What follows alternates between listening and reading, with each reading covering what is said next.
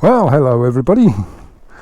My steed for this evening is my knight in shining armour, the 500 Classic Chrome. Oh yes. Where am I? I am out on the Norfolk Essex border again, and I've come to show you some bits and pieces. Somebody in the background, somebody's just gone past on a 500 bullet. He didn't see me, but I can't be bothered to go chasing off after him.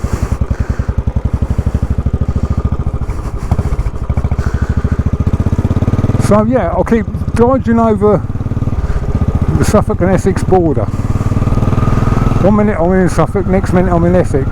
Next, I'm just threading my way round.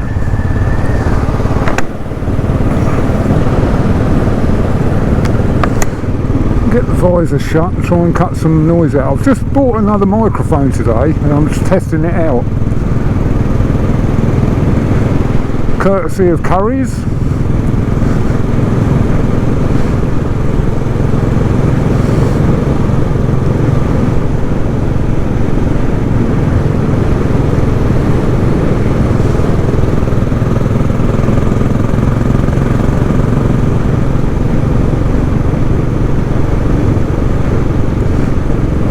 Nice twisty little bike roads these are.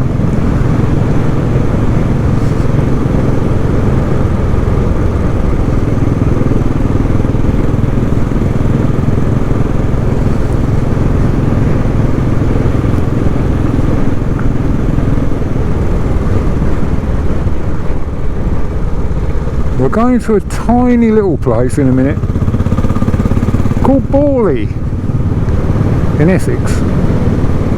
And Borley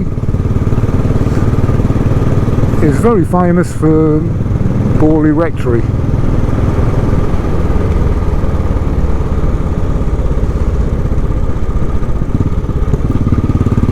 The hauntings of Borley Rectory, it went on and on and on.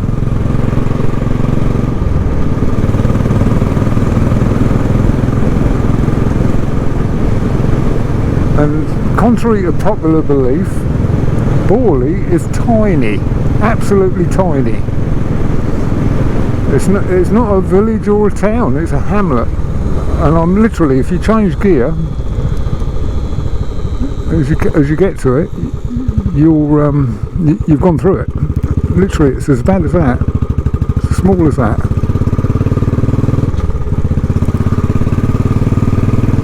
And the last time I came here, I had a bit of a strange experience at the church.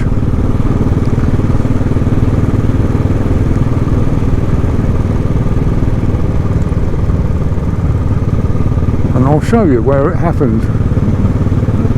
I don't believe in the paranormal or any of that. I'm the biggest skeptic ever. But it was something that I couldn't explain happened. Right nearly coming off on this corner because I'm going too quick.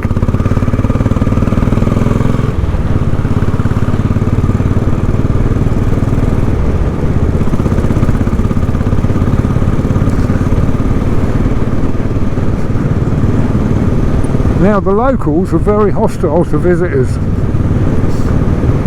because this place gets absolutely swamped by paranormal investigating people and all the rest of it. I mean, the Rectory was demolished 80 years ago. 1944 it was demolished. I think I've got my sums right.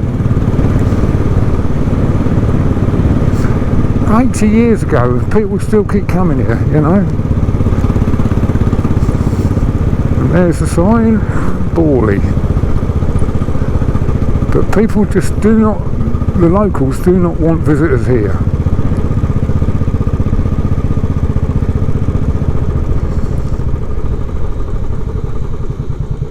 They put chains up and all sorts.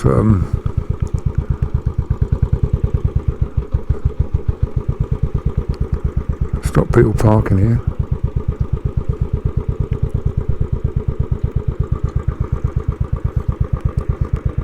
So we'll just stop here.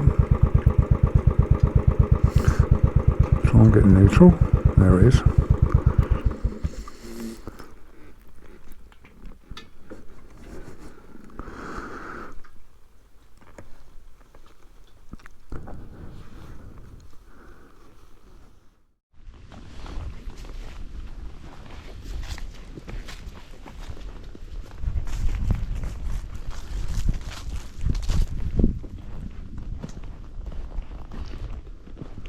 Now, last time I was here, I was walking up here, just like I am now. I wasn't filming though, and the yew trees weren't quite so big. You see that iron grill over the door? I got to about here, and a little old lady came and just came up to the bars and looked down the path to see who it was, because she obviously heard me crunching up and down here. And I got up here and thought she's just doing the flower arranging or something like that, but when I got here, it was just like it is now. It was locked from the outside, and nobody could get in, nobody can get out. And I just thought, how weird. The church door is locked, and the gate is locked. But I couldn't explain that. And I looked through the windows, and there was nobody here at all. And I don't believe in the paranormal or anything like that.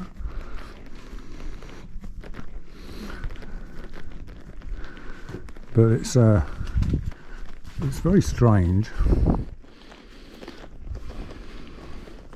Because, I mean, the paranormal investigators said that when the rectory was demolished in 1944, it caught fire in 1939.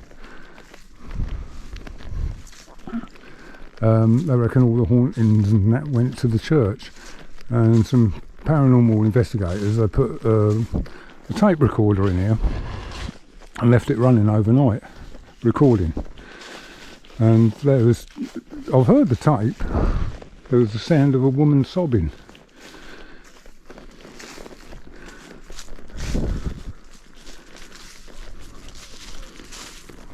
Which is strange. Nobody can sort of explain any of it.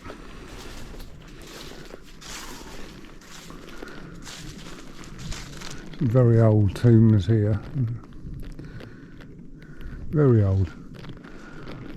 But that was my little escapade.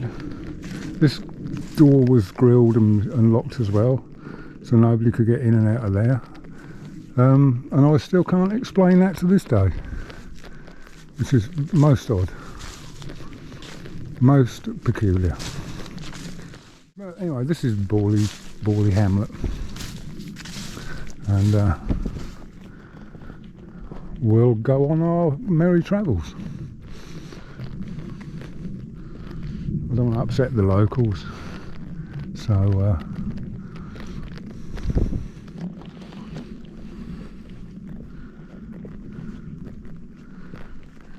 there's somebody in the car park here, so I don't want to disturb them.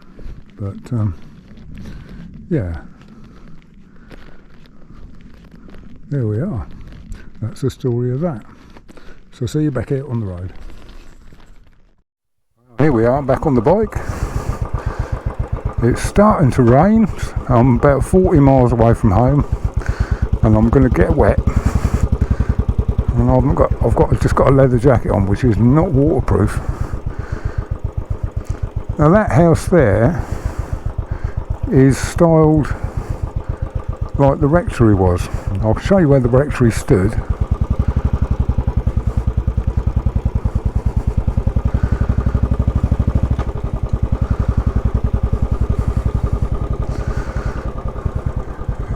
that's the gates to the rectory, and the rectory stood on that piece of land down there.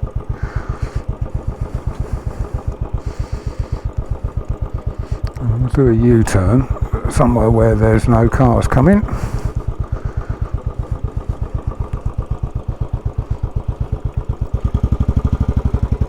And I'll show you how small the hamlet of Borley is.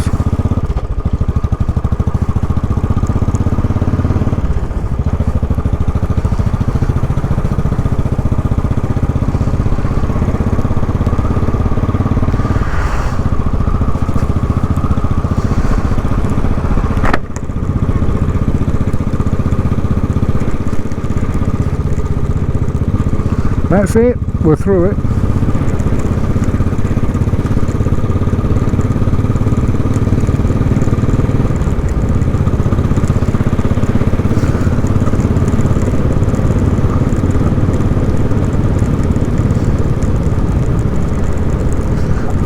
Very small place, but caused much excitement. I mean, the story was that the Reverend Henry Bull built the rectory. I think I'm going to cut off down here, I think. He built the rectory, and then by some quirk of fate he became the rector of the parish, so he moved in, and he extended the rectory to accommodate his rather large family. He had 14 children and a very tired wife, I think. I think he spent more time in the bedroom than he did in the church. But he was not the first person to report hauntings there. Visitors there started to notice strange footsteps and that, and it got quite serious in the end. And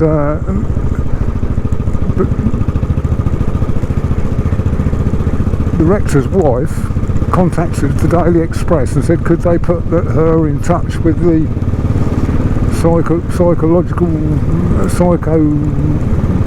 I don't know what the word is. It's the paranormal people anyway. But they sent an investigative journalist called Harry Price out to investigate it, and who later went on to write a book about it. He's long dead. And most of his reports were debunked. But strange things happened there, like all the doors were suddenly all slammed shut. And all the keys would jump out of the locks. People would end up getting locked in rooms and things like that. And the servants' bells would ring even when they were disconnected, which is all very odd. Anyway, all 5 families of rectors that lived there had to move out because they couldn't stand it. It was just too much for them. And eventually a colonel moved in there after it stood vacant for quite a long time, and he accidentally knocked an oil lamp over and burnt the place down in 1939, and it wasn't demolished until 1944.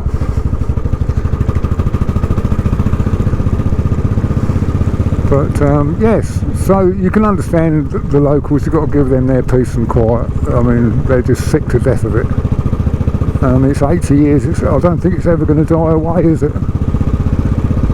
People still got to come and have a look, like me. Come on, Mrs. Pheasant, get up off the ground.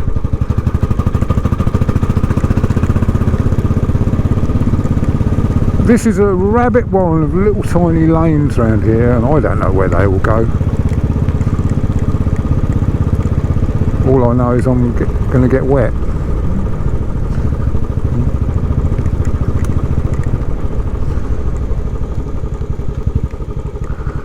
And the roads are going to be a bit tricky now as well.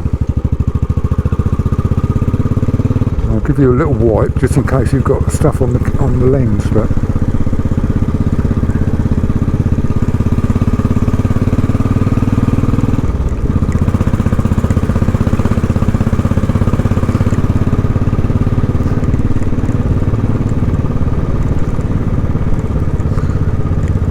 So I've owned this bike for 4 years now, and I'm really glad I bought this. One of the very last, well, it was the very last one in the dealer showroom. But I thought at the time, if I don't buy one, because they stopped making them, I won't have one, will I? So it was during COVID I bought this. You couldn't even get in the shop, but I don't think this rain was forecast. But it didn't really matter whether it was forecast or not, because it's actually raining, and it's raining quite hard now.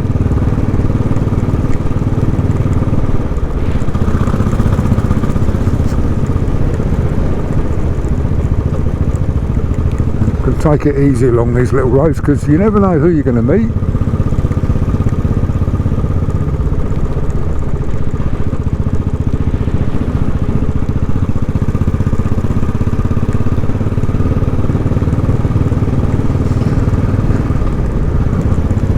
I think I'll probably go to Sudbury. Not Sudbury in Derbyshire, Sudbury in Suffolk. Go to the health food shop there and get a coffee. Been riding all day. Got up at 4:30 this morning, and it was pretty chilly when I got up. I was out on one of the little classic 350s for most of the day, and then I came back and got this.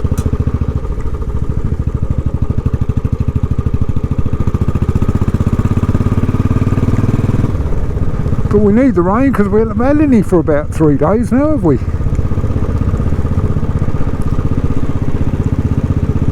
think it's all supposed to clear out tonight, I think. I don't know.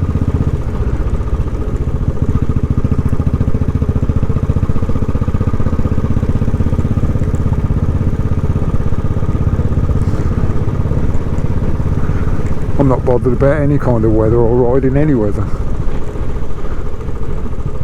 If I'd known it was going to rain, I'd have brought some wet gear with me, but I didn't, so I'll be hanging the leather jacket up to dry overnight.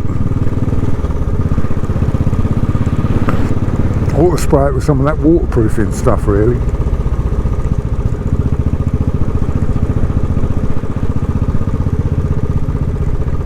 So I hope the audio's coming out alright with this new microphone. It cost me a fortune. It was $9.99. And what it is it's just a desktop microphone. Ooh, where's this go? Straight out.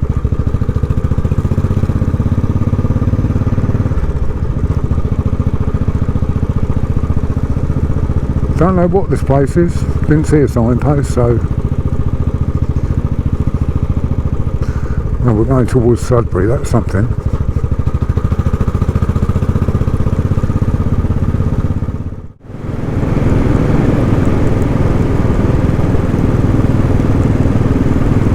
I've geared this up one tooth and it suits it perfectly.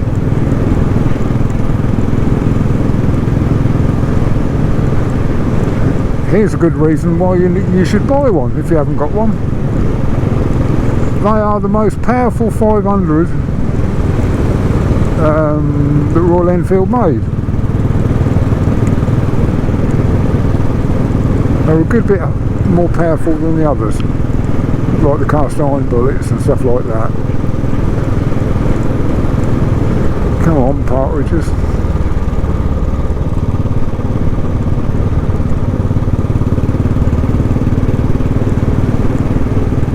Yeah, so I'm just having a little ride out on it, and I'm so glad that I kept this bike. I've got no intention of selling it.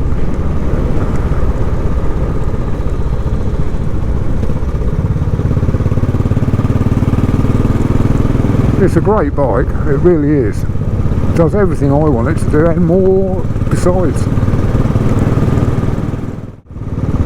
I've got the right of way here, but will somebody be coming across the bridge?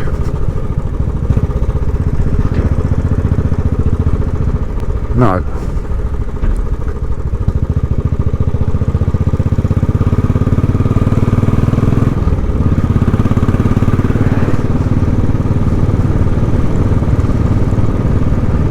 So we're in Suffolk again now. In fact, I'll take you through Long Melford, and it's called Long Melford because it is very long, but it's only one house deep either side of the road all the way through it.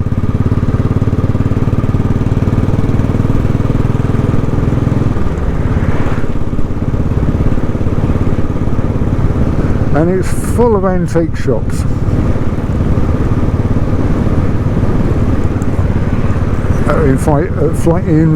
Inflated prices. I don't like going in there because they might try and keep me, being an antique myself.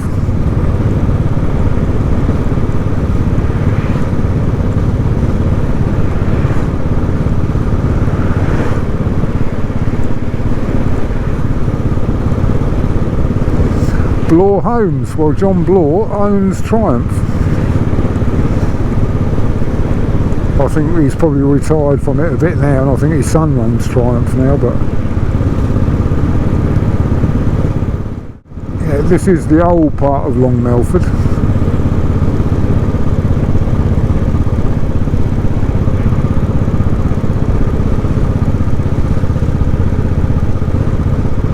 Literally, it is only one house deep all the way through. They just kept building on the ends of it all the time, you know. It's very old.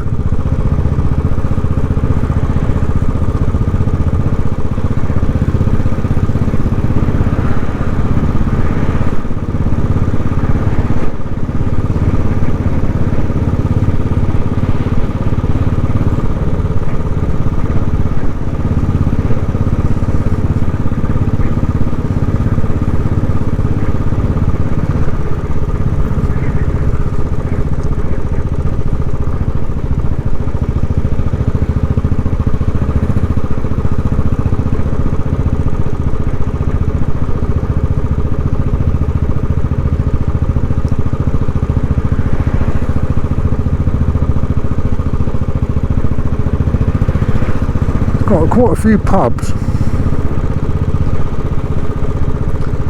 for the tourists, I suspect. Do get a lot of tourists down here.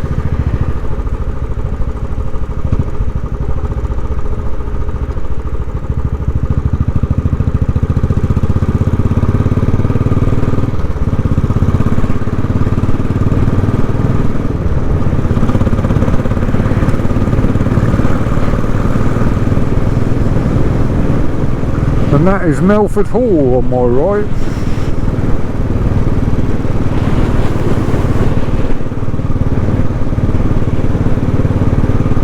Don't know who lives there. But if I turned left here, it would take me to Cavendish and Clare, which I shan't do today. But they're very picturesque.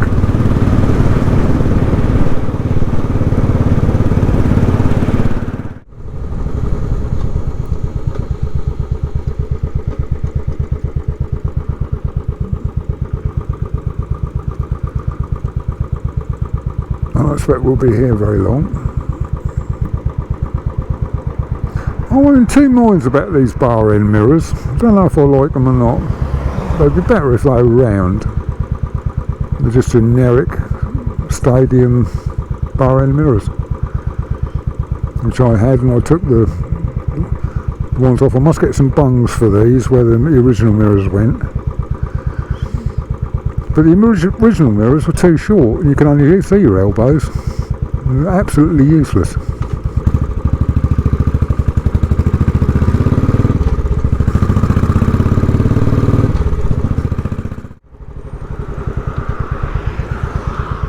Always get quite a lot of traffic on this road.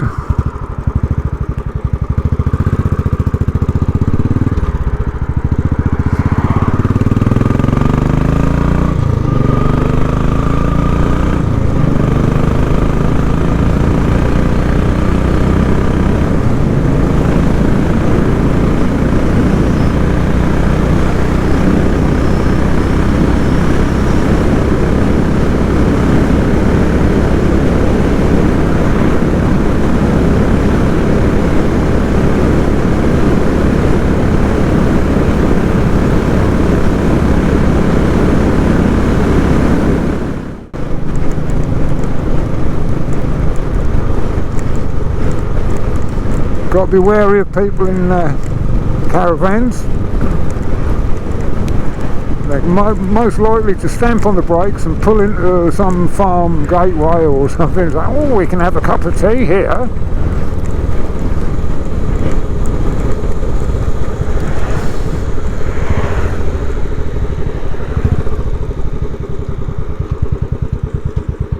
Come on, Mr. Volvo.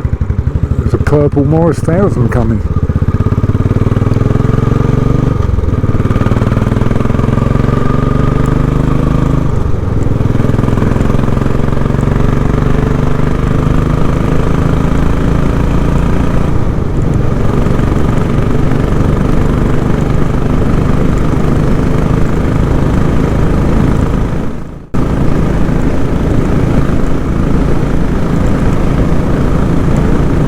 When I said that these are the most powerful Royal Enfield 500 that they made, I'm not including the 535, which I think had another 1.5, 2 horsepower, I think.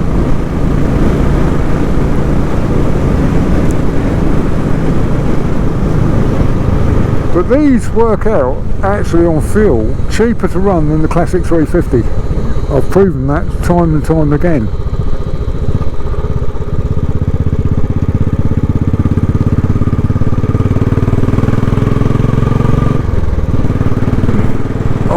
With the higher gearing, I can get 130 miles to the gallon out of this by riding it gently. Yes, of course it is. I'm not caning it. I'm going to cut in front of him because he's too slow.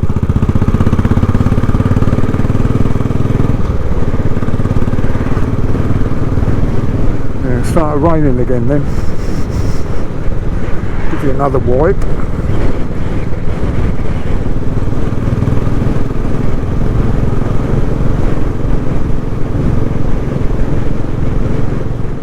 Boxes on these are really sweet. They change lovely. I think they're better than the 350s.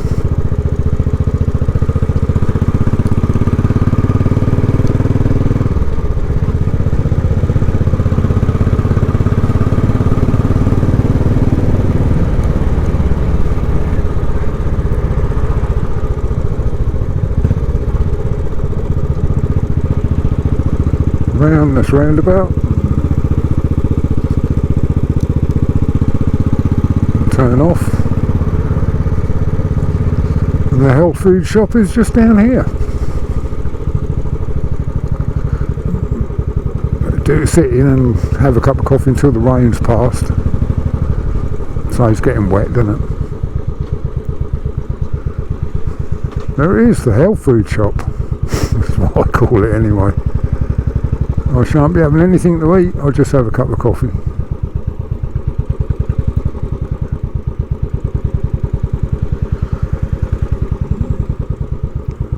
I park up next to that seriously orange BMW.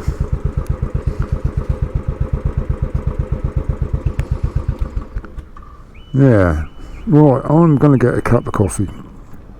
I may carry on filming for a bit on the way back, but I may not, I don't know. So just hang about at the end of this clip and see if I can carry on filming. See you in a minute.